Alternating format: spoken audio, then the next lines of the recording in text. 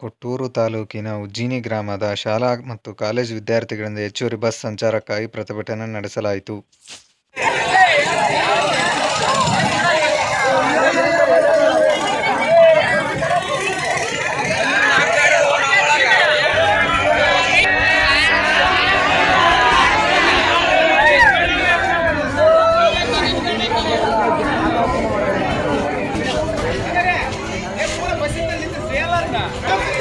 ಉಜ್ಜಿನಿಯಲ್ಲಿ ಪ್ರತಿದಿನವೂ ಕಾಲೇಜಿಗೆ ಹೋಗುವ ಮಕ್ಕಳಿಗೆ ಭಾಳ ಸಮಸ್ಯೆ ಆಗ್ತಾಯಿದೆ. ಬಸ್ಸು ಉಜ್ಜಿನಿಯವರಿಗೆ ಭಾಳ ಫುಲ್ ಹಳ್ಳಿಯಿಂದ ಬರ್ತಾ ಬಸ್ಗಳು ಫುಲ್ ಆಗ್ತಿದೆ, ಹಾಗಾಗಿ ಸಮಸ್ಯೆ ಆಗ್ತಾಯಿದೆ.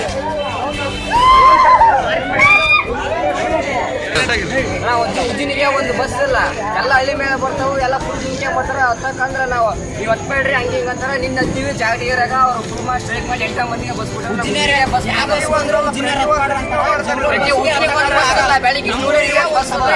ಆಲ್ರೆಡಿ ಮನವಿ ಕೊಟ್ಟಿದ್ದೀರಾ ನೀವು?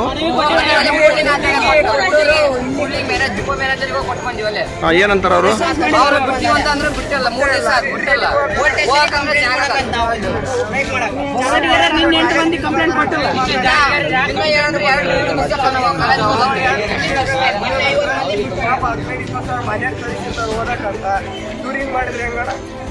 ದಿನ ಭಾರಿ ಸಮಸ್ಯೆ ಆಗಿದೆ. ಬಸ್ ಕೊಡಕ್ ಮಟ್ಟ ನಾವು ಕೊಡಲ್ಲ. ಬಸ್